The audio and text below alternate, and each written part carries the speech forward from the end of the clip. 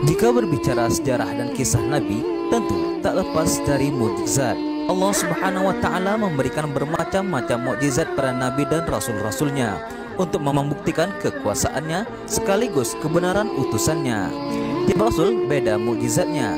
Salah satu mukjizat Allah Subhanahu wa Ta'ala untuk Nabi Ibrahim adalah tubuhnya tak terbakar saat dilempar ke kobaran api oleh Raja Namrud. Mukjizat Nabi Musa bisa membelah lautan. Mukjizat Nabi Isa alaihissalam bisa menghidupkan orang mati, dan mukjizat Nabi Muhammad SAW yang terbesar adalah Al-Quran sebagai pedoman hidup manusia hingga hari kiamat. Lalu, apakah mukjizat Nabi Ismail alaihissalam? Yang pertama, mata air Zam-Zam.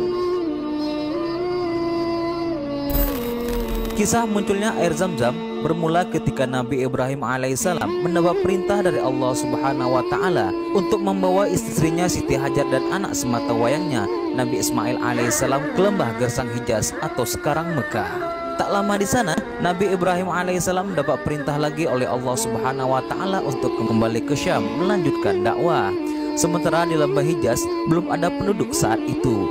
Nabi Ismail yang masih bayi kehausan di tengah terik matahari karena persediaan air mereka habis. Hajar panik.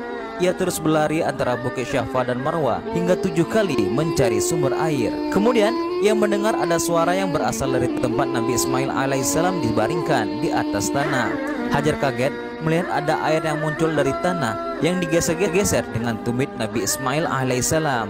Riwayat lain menyebutkan saat itu malaikat Jibril ikut membantu menggali dengan sayapnya hingga air keluar memancar di tengah lembah yang tandus. Akhirnya Hajar dapat minum air dan menyusui Ismail kembali. Air yang keluar itulah bernama Zam-Zam, tak pernah kering sampai sekarang. Ini diakui sebagai air terbaik di muka bumi. Kemudian malaikat Jibril berkata kepadanya, "Janganlah kamu takut ditelantarkan, karena di sini adalah rumah Allah yang akan dibangun oleh anak ini dan ayahnya, dan sesungguhnya Allah tidak akan menyia-nyiakan hambanya." Yang kedua, perintah untuk berkurban.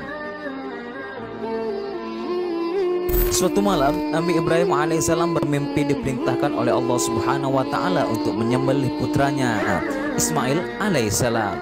Setelah bangun, Nabi Ibrahim mendatangi anaknya dan mengungkapkan tentang mimpinya.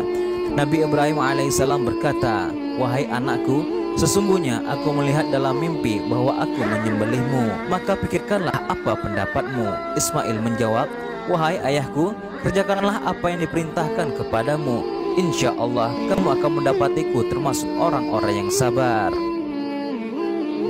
Nabi Ibrahim alaihissalam membawa Ismail ke Mina. Lalu ia taruh kain di atas muka anaknya agar ia tidak melihat muka anaknya yang dapat membuatnya terharu. Sedangkan Nabi Ismail alaihissalam telah siap menerima keputusan Allah Subhanahu wa Ta'ala. Ketika Nabi Ibrahim sudah pasrah kepada Allah Subhanahu wa Ta'ala dengan meletakkan pisau di leher Ismail, tiba-tiba keduanya mendengar seruan Allah Subhanahu wa Ta'ala, "Wahai Ibrahim, sesungguhnya kamu telah membenarkan mimpi itu. Sesungguhnya demikianlah kami memberikan balasan kepada orang-orang yang berbuat baik. Sesungguhnya ini benar-benar suatu ujian yang nyata." Tidak lama setelah ada seruan itu, Nabi Ibrahim melihat malaikat Jibril dengan membawa kambing yang besar. Maka Nabi Ibrahim mengambilnya dan menyembelihnya sebagai ganti dari Ismail. Peristiwa ini kemudian menjadi hukum dalam Islam, yakni perintah berkurban. Yang ketiga, membangun Ka'bah. Setelah Nabi Ismail, Nabi Ibrahim datang kepadanya lalu berkata, "Wahai Ismail, Allah memerintahkanku dengan suatu perintah." Ismail berkata, "Lakukanlah apa yang diperintahkan Tuhanmu." Ibrahim berkata lagi, "Apakah kamu akan membantu aku?" Ismail berkata, "Ya, aku akan membantumu." Ibrahim berkata, "Allah memerintahkan aku membangun rumah di tempat ini." Nabi Ibrahim menunjuk ke suatu tempat yang agak lebih tinggi dibandingkan sekelilingnya. Di dekat tempat itulah keduanya meninggikan fondasi Baitullah Ka'bah. Ismail bekerja mengangkut batu-batu sedangkan Nabi Ibrahim yang menyusunnya. Hingga ketika bangunan sudah tinggi, Nabi Ismail datang membawa batu itu lalu meletakkannya untuk Nabi Ibrahim agar bisa naik di atasnya. Sementara Nabi Ismail memberikan batu-batu. Keduanya bekerja sambil mengucapkan kalimat doa. Wahai Tuhan kami, terimalah amal dari kami. Sesungguhnya Engkau Maha mendengar dan Maha mengetahui. Keduanya terus membangun hingga mengelilingi Baitullah, dan keduanya terus membaca doa tersebut. Setelah Nabi Ibrahim alaihissalam dan Nabi Ismail alaihissalam selesai membangun Ka'bah, maka keduanya berdoa, "Ya Tuhan kami, terimalah dari kami amalan kami. Sesungguhnya Engkau Maha mendengar lagi Maha mengetahui. Ya Tuhan kami, jadikanlah kami berdua orang yang tunduk patuh kepada Engkau, dan jadikanlah di antara cucu kami umat yang tunduk dan patuh kepada Engkau, dan tunjukkanlah kepada kami cara-cara dan tempat-tempat ibadah haji kami, dan terimalah taubat kami. Sesungguhnya Engkau yang Maha penerima taubat lagi Maha penyayang."